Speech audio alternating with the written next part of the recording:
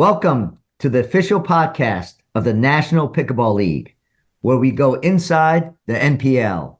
Welcome to the NPL Pickleball podcast called Everything and the Kitchen Dink, where we go inside the NPL. My name is Hammer Mike Chen. I'll be the moderator today, along with my co-host, Rick Witsken, Jen Bone Crusher Gallwas, and David, the Professor George.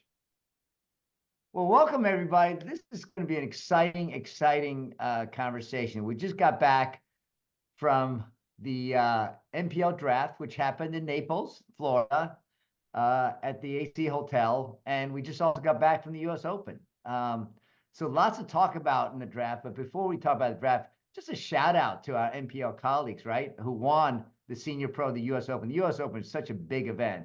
And a shout out to our women NPL players, Natalie Bagby and Natalie Shaw, for winning the Senior Pro. Congratulations to them. So good. Indy drivers. There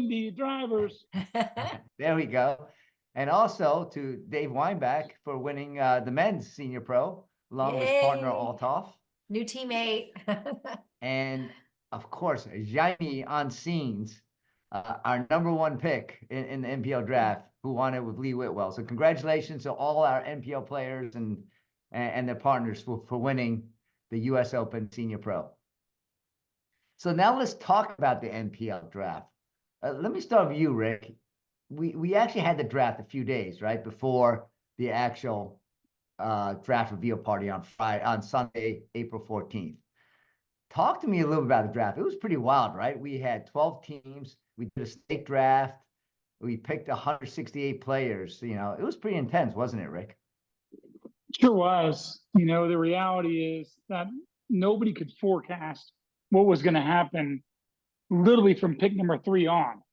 And you really had a perspective of, oh, these men are going, a couple of women, and it just kind of took its own little path that nobody could have predicted.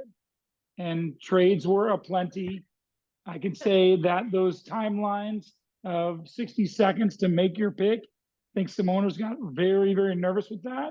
You know, we probably need to have a IT session on how they need to turn on the mute and turn off the mute to speak or react to certain picks. Because let's just talk about it. Let's talk about something. We got to give some gossip, right? We're not going to give the overall who got drafted, what position, and what round, right? That's kind of NPL confidential. But we can give a couple tips away. Let's talk about, first of all, Jaime Zines, right? He was a number 1 pick overall. Let's talk about that, and well deserved, right? He was tremendous in NPL last year. He came back this year. He's one of the top players, and I think, from my point of view, well deserved for Jaime Zines being the number 1 overall pick, and he went to Naples.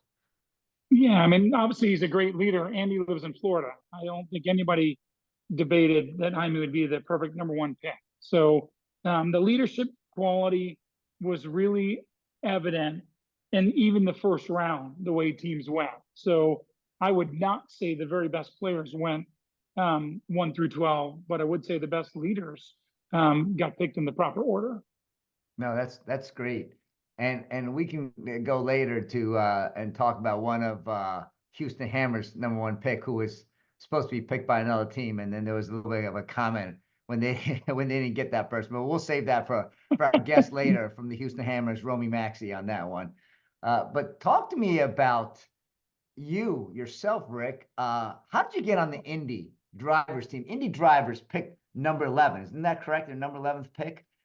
I know, and we know you didn't go number 11. You went way early, number 11. How'd you finagle yourself? Like, how'd you get back on Indy? I'm like, there's no way Rick's going to be on Indy this year. He's going to be picked way before then, which you were.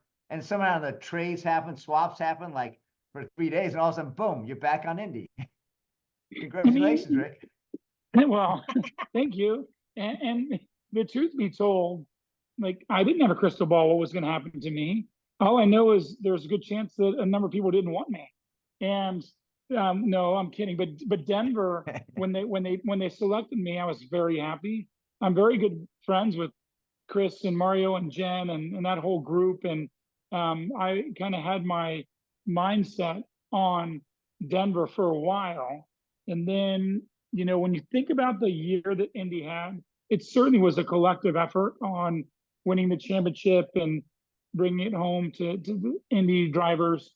But I did feel like Phil, who's a client of mine, I train with Phil, and I felt like there's probably some vibe that if he could pull off some kind of trade, he would seriously consider doing it. And so I really, didn't feel one way or another, Indy versus Denver. It was either me kind of spreading my wings in a whole new city and a place that I like that I'm going 3 times to run camps in the next 6 months, or it's me trying to be a leader of the Indy group to run it again. So I couldn't lose in that situation. And I don't know if you want to talk about the specifics of who was traded for that trade from Indy to Denver, but I do know this, that there were some additional components with other teams that had to happen to make that a full-blown 4-team trade. Yeah, we don't have to go into that, but let's give a shout out to some of our new top players that joined our league this year, right? We have Dane Gingrich joining us this year. He's one of the top male players for sure. And we had Dave Weinbach join us this year as well. And we also had Chris Headings, which I would say a lot of people don't know about, but he went in also in the first round, right? He's a player that Yes. so that's another exciting player that we had in the first round. So shout out to those and Mircea Moreau. Mircea. He also is a new player. So we had many strong players coming in to join you and Jaime and Stefan Andren on the men's side, Sure. right? Yeah. For this year. You're and right. Then, you're right. And Sherry you speak Corder. about this on the women's side, you had Sherry Corder, who came in as a new player, real strong player to join. Beth obviously coming off the injured list, Jen Dawson, right? Christy Delmaraki and Natalie Bagby, to name a few of the top women. So we have a really strong field this year. Well, it was certainly a major consideration with Beth and her injury and the fact that keepers are on the board for 2025. That was very interesting to me. I know Beth's value as well as anybody, but you just didn't know how owners would perceive maybe not having Beth the first 2 or 3 or 4 event weekends, which could really affect their seating going into championship weekend. So I thought that was really interesting, and I appreciate Beth's transparency in her process of recovery off of her horrendous knee issue and surgery. So clearly she didn't fall on stock value very much. No, she didn't. She got picked in the first round. Hopefully we'll get her back in mid-season, right? And hopefully she'll be 100% for the playoffs for OKC as well. So, well, that's great. But and just one thing before we turn to the actual draft reveal party, Rick, but there were a lot of trades this year, more than last year. There were a lot of drops and adds. The waiver wire was used many times. We originally were going to have 14 players, right, on each, but because of the depth of talent, we actually went to 16 for most teams, right? Like people just wanted to add more players and said, holy cow, how do we leave this person off NPL? So our ability to actually pivot to go from 14 to allowing teams to have up to 16 players, I think was a good thing, right? And was able to bring on a lot more players to play in the league. Definitely. And kudos to the owners that were open-minded to talk to their top player that they drafted, top 2 players to help in that evolution of the remaining rounds, because it's pretty clear which teams really utilize their top players' knowledge to move down that draft board. And while I think the parity is unbelievable in our league and the level of play in general has just grown across the board for Champions Pros, I think there's 3 or 4 teams that I would put my seeding list as a top 4 seed into the championship for this season.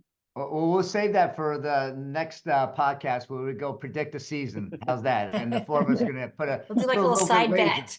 Yeah, side bet on who's. I bet on my own team, of course. Yeah, but you have to pick like the top 4 or 5. So okay. We'll give you some time to study that. But I had a week.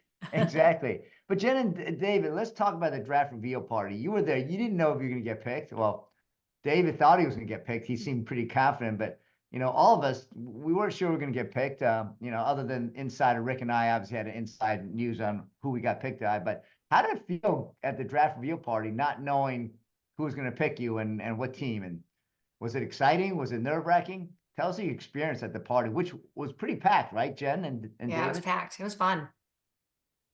Yeah, no, it's exciting. I mean, last year was the same, it was fewer teams. So as it went further on, you're like, oh, there's only 2 teams left or that kind of thing. And it was alphabetical order. So no, I think the energy was really good. People were cheering for everybody else. And, oh, I wonder if, they have to play together. So there's whispering among people. And I wonder which guy, just all those different combinations.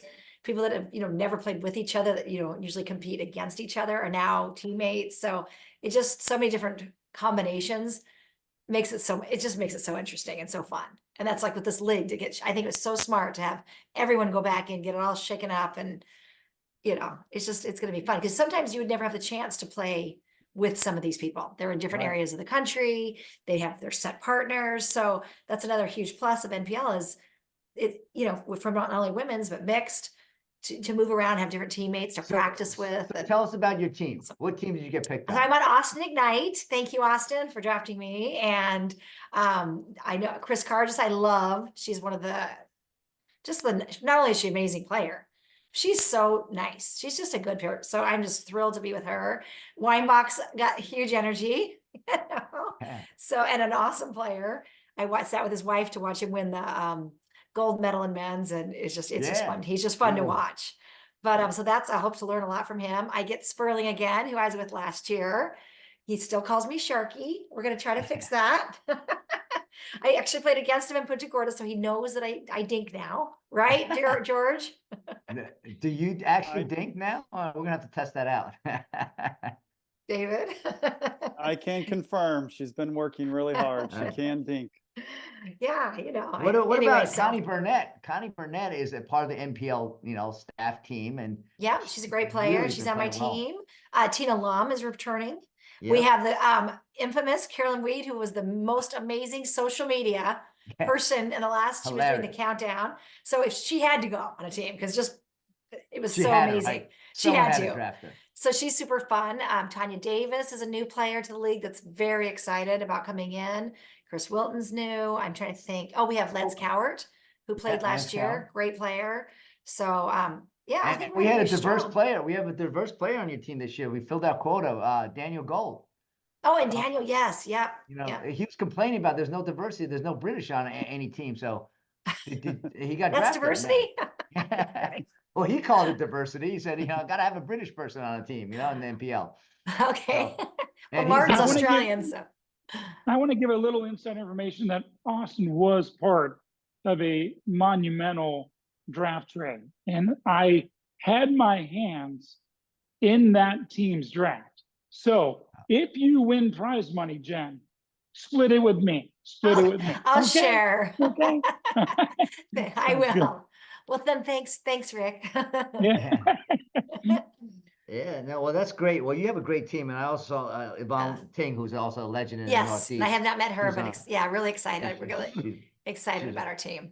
So it's. I know real I exciting. forgot some people, but Leslie Bernard, who I've been playing oh, with. Leslie, yeah, She so nailed good. me a couple of times playing in Naples. She body bagged me like you body bagged me, but Everyone always hits Michael. yeah, but I told her, but ask her what the score was in the game and the game after that, the 3 games. Like she might have body bagged me, but ask her who won the games.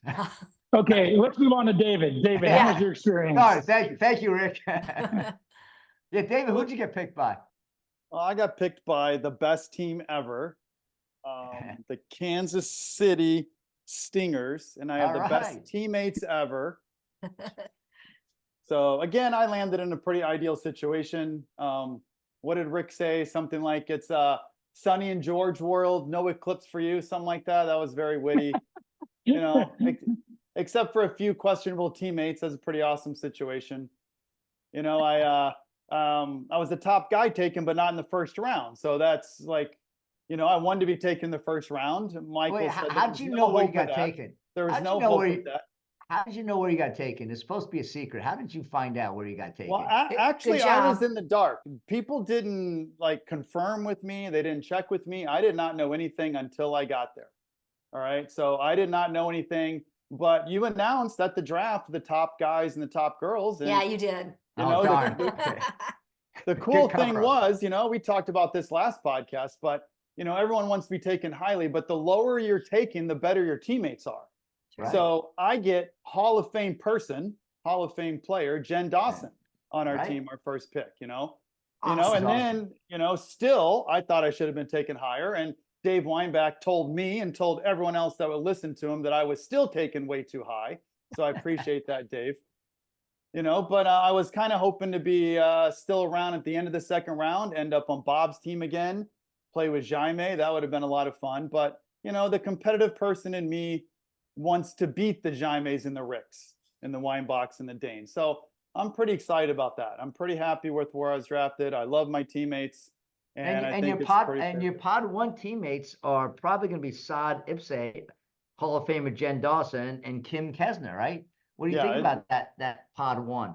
No, it's so much fun. I'll repeat this from our Zoom meeting with the team. They ask, what are you looking for in a teammate? Do you want a banger? Do you want a dinker? Do you want someone who plays the left side, a lefty? And I said, I love to play with people I like, right? And to be with people I really like. Saad's one of my best friends. Kim's one of my best friends. Wow. And I'm just so excited to be with both of them. And of course, the Hall of Famer, Jen Dawson. Well, I'm excited too. Pretty I don't good know if you pod. know, David.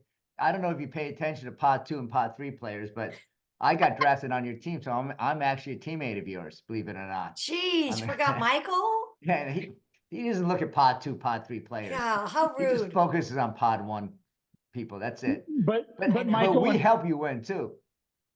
no, in fairness to David, Michael, you made fun of David a few times on prior podcasts. So I don't blame him for tuning you out a little bit. But I do have to say this in David's favor. If last year was a little bit of an anomaly at the high draft position, well, he got drafted as a pod 1 player, and he deserves that. If multiple owners feel that way about you, then you're good. And it also says something about the leadership and the quality of a human being. So I applaud you, David. You did get drafted high. You got drafted where you deserve to be drafted. Lead that team to success in spite of having the hammer Michael Chen on your team. Wow. That's so nice. I'm That kidding, was Michael. nice, Rick. Wow, I just got Wow. hammered. And the hammer got hammered by his partner and co-founder, Rick Oh, Ripskin Witsken. Wow. yeah. But No, anyway, Michael, all kidding. There's nobody happier for Michael than me at his draft position because he got drafted very high. But Way I too see high. so many values that are more not just on court but off court, and coaching and intelligence and knowing the whole lay of the land. Your experience, Michael, will absolutely make a huge difference on that team. And I don't think you should be embarrassed. Daryl and Julie are smart owners. They are. They did it for a reason, and it wasn't sympathy. I'm certain of that. So congratulations thank you to for that. I feel the pressure of being drafted higher than when I expected to be drafted.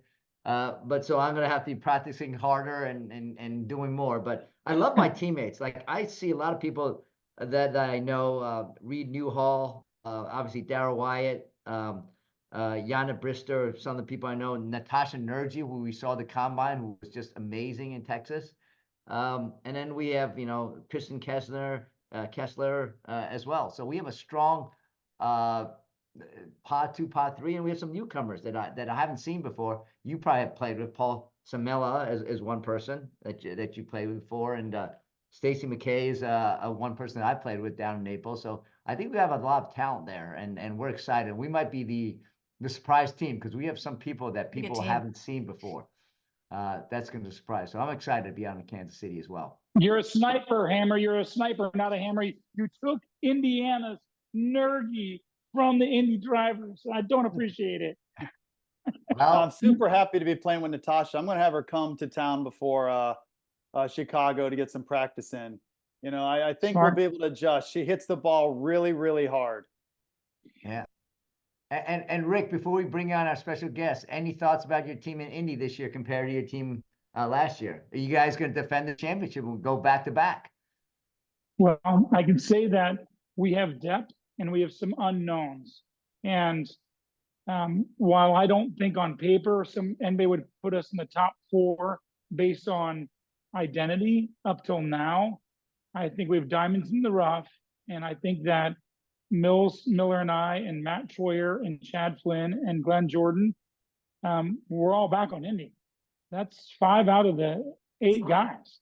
So we have 0 women back, but I very much believe in 2 women from Indiana, Christy Dorman and Heather Iffert.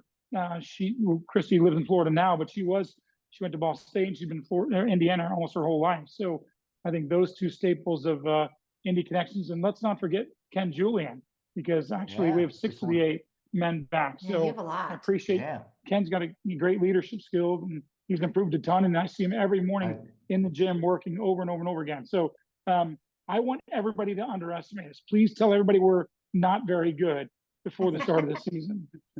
But what I'll tell you something, and just in all seriousness, give you a compliment here, Rick, that I've played with you and you make every partner better. But not only do you make every partner better, because you let them play their way and you kind of adapt your game, even though you're a top player, to being the best partner. But what I've also seen is you also coach people up. So there's something to be said with you leading that team, to be able to coach people and see where their mistakes are, to help them out in a really positive way. That I, in all sincerity, I really hope at some point in the next couple of years I get to be on your team, because you really elevate everyone's game. And what I worry about is not only your skills on the court, but your skills as a coach and your skills as a partner. That you're going to make everybody on the Indiana drivers better and Indianapolis drivers better. And you guys can be dangerous at the end of the season. So we're not going to underestimate. I don't think you need to wait for next season. I remember that there was a little bet in Alabama, Michigan. I think you guys are partnering in a tournament, right? Oh yeah, yes, we are. I remember that bet. Thank you, yes, Jen. So I'm going to collect on that. You're right. Thanks. You're welcome, Michael. Jen, really appreciate. Hey, I'll collect on that later, Rick. Before you interrupted me, Jen, before Jen rudely interrupted me, I was going to give Michael a hard time. So he's already jockeying to be Rick's teammate as such a good leader at the top of the list. We haven't even played a match yet together, Michael. Wow. I haven't even come out at a timeout and said, quit hitting it to Jen or something like that. You've already tried to push me away and get Rick. We haven't even played. We haven't even got. No, hey, look, I'm all years, so I can't wait till we're together in Chicago, David. When we'll see. Hopefully you'll do the same thing that Rick does. So but hey, I'm excited, David. You and I on the same team. I'm looking forward to that as well. So yeah, nice try. Too late. Hey, I know we need to bring Rommie in, but I just have to remember these 2 things and shout these out. Chris Cargis winning U.S. Open, wearing our NPL merch all across the podium with their gold medal. That's so phenomenal. Tao Tongvan coaching the Indy drivers, his teammates, even though none of them are in Indy, he coached them to gold medal. That was really cool. Natalie and Natalie. About. Yep. Natalie, Tao coached them in their box for the gold medal. Shout out to Tao. Shout out to Chris Cargis. Great. And NPL, the silver team was Kara Williams and Lily, 2 other NPLers. Totally. So absolutely. all the way through, if you went through medals, it's probably 90%, or more. Yeah. So it's pretty cool. Yeah. You didn't know who to root for. You just sat there quiet and cheered for points because everyone's your friend. Yeah. Well, let's do that. Let's bring on a team owner, because we do want to talk a little about his experience going through the draft.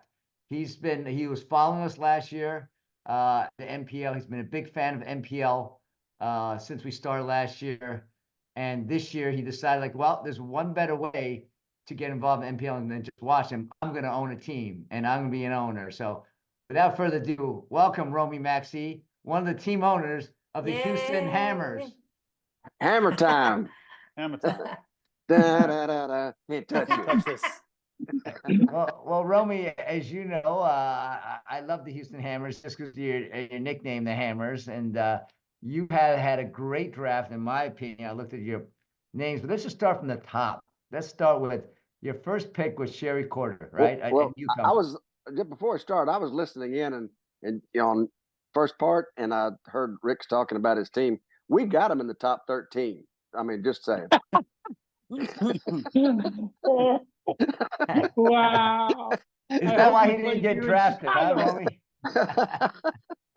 That's where we had you play us in Chicago, and we hope we play you in Chicago. Let's go. Let's get it on. Yeah, let's get it on. Rommie's getting it on, but you have a real hammer, Sherry Corder, as your first round pick. She got picked, and when she got picked. I think another team, her hometown team, said, "Oh, something," right? They were very disappointed that she got picked before they had a chance to pick her. So I think you did well in the first round pick. We Sherry. were excited to get Sherry. It was something we had thought about, and of course everybody was going with the guys, and we realized that was probably the first 5 or 6 picks, and so we felt like we'd go with what we felt like at the time is probably the number 1 female playing right now. How did you feel? Like, tell me your strategy going in, because you guys had a cheat sheet, right? The league helped you have a cheat sheet where we ranked all the players, but you had your own cheat sheet. Like, what was your plan going into the draft? Who were you gonna pick? Were there like certain players you wanted to pick and they didn't get picked? You had a backup pick. Like, how did you take us through the process of you drafting Okay. on draft day? And let me mention my other 3 owners real quick. Amy Bloom-Rosen, who is also a player, and she's going to do really well in the MPL this year. I have Hugh Zhang and then Hal Martin. So that's our other ownership group, and I want to make sure I shout out to them before we get going here. But yes, we did have a plan, and we did our research, and we paid no attention to your all's cheat sheet, by the way.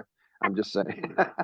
So no, we glanced at it, but we had a plan that we felt like that we wanted to get people not only that were strong players, but also that possibly had some history. That they played together in the senior pro events, and so we were looking at those kinds of things. And it was we got 8 of the 12 or 14 players that we had earmarked. Now that's a very high number, so we felt very good about that part. So there was a few people you didn't get that you wish you had. Well, kinda. Name me a few of them. Name me some people you wish you had that you did not draft. All right. So I gotta interject right here that we wanted the Hammer, of course. Yeah, you didn't take Michael. But he went way earlier than we had him projected. That's awesome. Give it to him. Hey, wow, I got hammered again. but we wanted him, the Hammer at the MPL reveal. We did make him an honorary member, so he's always got that classification that he's an honorary member of the Houston Hammers. But yes, we wanted Michael. He just went a little bit earlier, and we're thankful now that he's got to play line 2 and play left side. So we think we can manage that. Let's move on. Who else did you want to get? Boy, today's the day to hammer Mike. Wasn't it your birthday at the draft? It was my birthday on the draft reveal day. But yes. Wow. And we gave you a hammer today. And we gave you a Hammer shirt for your birthday. Well, thank you. No, I appreciate being an honorary member, but let's talk about other people. Okay, I'll get specific. Because he's a Houston player and it's a close friend of ours. As a matter of fact, I'm playing with him tomorrow night. We wanted Tommy Ho, and Tommy went again a little higher than what we anticipated, and we actually made a trade before the draft to try to compensate and pick him at the round that we wanted him. And that was the purpose of our trade. Now that I can share that with you.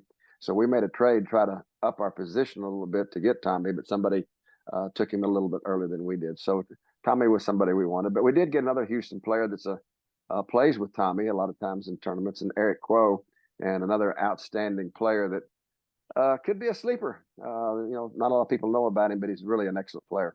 We took a couple of Indy drivers away in Thunder Lopez and Mary Beth, who are 2 of the best cheerleaders and great players too. They're very fun. Mary Beth Henhorn. Yeah, she's awesome. That's just great. Yeah. Talk about you also have Amy Bloom-Rosen, your co-owner. Amy Bloom-Rosen playing. Actually, see, since you went in the same, we won't mention round, but she went in the same round that you did. I talked to her about trading her for you, but we couldn't trade an owner. Amy's gonna be mad at me now. Deservedly so. We're not holding anything. We're not holding anything back today. No, Amy's a great player. She finished actually second in the Florida Combine. We told her to hold back a little bit so we could get her in a little lower round, but competitive juices took over, and and she just did an outstanding job, deserved the round that she got picked. And we're excited to have Amy as part of the team and an owner, obviously. You also have 3 other people that are really good players: Joe Perizzo, Stacy Potter, Missy Grant. Like, wow, Those, you those are really had a players strong. those are players that draft. have played together with each other in senior pro events. And again, we like the partnerships, and we've got some people also that we feel like are going to be really good, that kind of a little bit unknowns, some Texans, and Craig Bobo. Craig's an up and coming and really making some strides in the game, and we feel strongly about him, as well as Chris McDougal. Did really well on a Florida swing here recently. So we've got some folks that we're excited about. And you picked up Tony Wong, who won the combine in Texas too. Absolutely. And that was a great pickup for us at the time. So yeah, Tony's excited about it, and we're even excited about our 15th and 16th round sub drafts. I mean, they're good people and good players, and so we feel really strongly about our draft. Wow. So would you go ahead, Rick? Well, I just like Rommie, from the bottom of my heart, you last year, when you weren't affiliated with the league, but you came and you were willing to be a sub at multiple locations in case there was injury. Well, obviously, we have to have that. You're near and dear to my heart because you believed in us from the very beginning. The day I met you and the day you talked about NPL, I could see and feel the passion of the family immediately without formally being involved in it. And so, A, I want to thank you and bringing a franchise to Houston. B, I want to thank you for an event that's going to be in your backyard that I know you're going to take a lot of pride in and showcasing our league to your city. You get it. And we vetted this second round of owners for the people they are and what they represent. I didn't know Hugh Zhang from Adam until the combine. I'm like, man, this guy seems like a great guy. I got to play with him and chat with him. Like, you brought great people in. And by the way, when I saw Amy Bloomrosen play at that Florida combine, I'm like, oh my gosh, she's really good. She's really good. So I can't wait. And I'm excited for you to play as a player owner as well. Thank you so much for your belief in us from the very beginning, even in the first year when you weren't an owner or player necessarily on a team. And I'm more than ecstatic to have you. And you know, look, Rich was on my team. Yes, you stole him from the Indy Drivers, but he did do MC Hammer on the Friday night on the lip sync. He did an amazing job. So you have him as a hammer. It kind of makes sense. And kudos to you and your team. And he's a foosball champion. Yeah. You got a lot of hammers on your team. He's a hammer. I would say Sherry calls herself a hammer. I mean, Amy Bloomrose is a hammer. Mary Beth Helen Wilhelm is a hammer too. You got a lot of hammers on your team. Yeah, you guys have a really good team. Yeah. I appreciate it. We couple of funny stories. One of the things that we talked about, you know, as far as when we were playing down there in the Florida, we also went out and played some rec games, and Amy actually body bagged Rick a couple of times. So she got some reps. Rick said, "Oh my gosh, where'd that come from?" So she's not very big, but she can hit it, and got a great tennis background. She's a good person, and we're happy to have her. Well, I want to know, Rommie, one of the rules we allow, right, is if the subs get hurt at an event and you run out of subs, that the owners can come in and play as a sub. And so, Rommie, I know you and Hugh do play pickleball very well. Are you going to put yourself in, or are you going to put Hugh in ahead of you? Like, who are you going to put in first, Hugh or you? Hey, Hugh had his chance in the Texas combine, and he went 0 for 5. So obviously, it's going to be me. I'm just saying. Oh my God. I mean, just saying. Yeah, just last year as the super sub, you know, I was available for anybody, and I kept going around saying, you know, if somebody doesn't get hurt pretty soon, they're going to get Tanya Harding on their way to the restroom so I can get in. So that was kind of the joke going around. Somebody's going to get hurt. I'm just, you know, it's going to happen. Oh my goodness.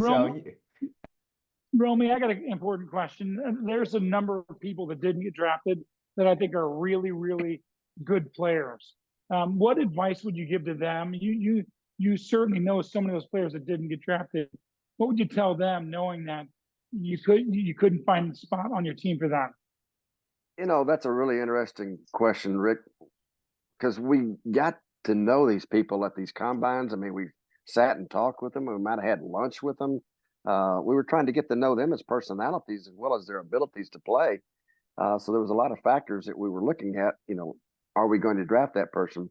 So I've actually heard from many of those, and they've all been positive. And they'll say, "Hey, Rommie, it was great talking with you," and all those kinds of things. And I'm sorry it didn't work out the draft, but I'm just going to work that much harder. And that's really a good. And I tell them, "Hey guys, there's we're going to expand next year. Going to have some more teams. There's going to be more opportunities. We will be having some local combines. Please come up and let us get to know you even more and better if you can get to our local combine." And so, it's been a really positive reaction from most of the players that, didn't get drafted, but yet they still have a chance for next year. Well, that's the key, right, Romy, is you weren't just looking at the duper scores, right? Or what the record was in the combine. You were looking at getting to know them, right? And how they would be a good fit on your team, right? So it was much more about than just winning and losing, right? That it was about the overall, are they a good teammate? Will they fit into the Houston Hammers, right? Are they a good partner? Are they a good coach, right? All that stuff, right? So it's not just based on their duper score or the record of the combines, correct? Mike, that's another good point. One of the things I told Hugh and Amy that were helping me evaluate the players while we were at the combines is I told them not to look at duper scores. Do not look at dupers. I want you to go and see the players, observe them, see what things you do like and don't like, and evaluate them for what they're doing on the court, not their duper, because ratings can be little sometimes different for different people in different parts of the nation. One duper score in Florida might not be the same as in Texas, that sort of thing. So don't look at that score, look at the player. And also not just the one-loss record, the combine either, right? It's how they play the game. Absolutely. Well, Rommie, I'm almost afraid to ask a question how you've hammered Mike and Rick and even your own team. So, but you mentioned you didn't look at duper scores for on the court stuff. How important was off the court things? You seem really fun, have a great personality. Were you looking for those similar traits as well? Yes, very much so. Again, you can see kind of some of our draft picks, and again, going back to Rich Lopez and Mary Beth and Stacy, and we've got some really fun people. I mean, that you made a statement earlier in the comments before I came on about how the most important thing that you like to look for in a person that you play with is that you have a good feeling about that person, have fun on the court. Yep. It's not necessarily about whether you win or lose. Sometimes it's, are you having a good time? I mean, it's pickleball, for heaven's sake. Exactly. I mean, and let's don't get wrapped up in the things that aren't important. And the important things are, let's have fun. That's a great comment. That's a great comment, Romy. At the end of the day, right? We're not doing this for a living, none of us, right? We're doing this to have fun, for the love of the game, for the community, of getting to know each one on the team, but also all the players on the team, right? To get to know about 200 players that now become part of your pickleball family as an NPL colleague. And I think it's, like you said, it's more than just how well you play the game. It's how well you fit in to having fun. I want to interject too that, we're kind of unique in the league a little bit in that we have our own facility, Pickleball Country Club, which I'm an owner. Excuse me. And then we're actually building a second one that should be done maybe September, October this year. So we have a facility that we're able to bring in some of the younger players, 45 younger players. This sounds funny, 45 and above, but to have minor league programs and train them and get them ready for NPL and make the excitement moving forward. Because every 49-year-old out there, we want them excited about maybe coming into the league. They are right now, and that's a good thing. I mean, we keep moving forward and getting those people involved. So, we're hosting the event in September. We're excited about that. We'll probably have a pro-am with our players prior to that, where we can bring them in, help them out with some of their financial needs as far as the travel and stuff with the Pro-Am. So there's a lot of things that we're trying to accomplish with the league that maybe some of the other teams can't do right now until maybe they get a facility. But we're a step ahead in that direction. I mean, we're excited about that. So Pickleball Country Club, putting the plug in. If you're ever in Houston, come see us. And we're going to be playing one of our events in September at the Pickleball Country Club in our final regular season match there. So we all get a chance to see that, Rommie. So thank you for that. Well, Rommie, I have one more question, and that is in ahead. regards to your ownership group. What, like you've mentioned a lot of great things that you have focal points on, and everything that I've seen out of your group has been impressive to me, getting the big picture. Why did you buy a team? Why did you adopt these owners into the vision that you had, and what's your overall perspective for Houston Hammers ownership group? Rick, first and foremost, these were just three great people, friends of mine that had the same thought pattern. Let's get involved with this program because it's not like, and I won't mention the other organizations, but the ones that are paying their players exorbitant amounts of money. And this is an organization that allows the players to be involved in over 50 when they think maybe their professional lives are over as far as that's concerned in pickleball. And yet it's just exciting to see that. So I had three like minds. One of the things that we were excited about, the fact that we did have a facility to do things with and be a part of. So that was a big part of it as well. So it was all just that group of we just wanted to be involved. We all enjoy and we are excited about pickleball. I got to mention that also Rick and I, you told me to plug this. So Rick and I, we're going to be in Turks and Caicos in early October 1 through 6, hanging out, having a great time playing some pickleball. And so if you're interested, get a hold of one of us and we'll get you hooked up.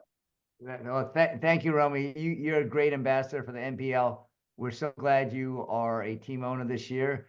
And thank you for making me an honorary member of the Houston Hammers. So other than when my Kansas City Stingers, along with David George, plays you guys, we'll be rooting for you. And we'll be rooting, obviously, for all the teams in the NPL, and Rick's team and Jen's team. We have 12 great teams. We're excited about it. And we look forward to talking to you again, Rommie. So thank you so much for coming on today and being our guest. Absolutely.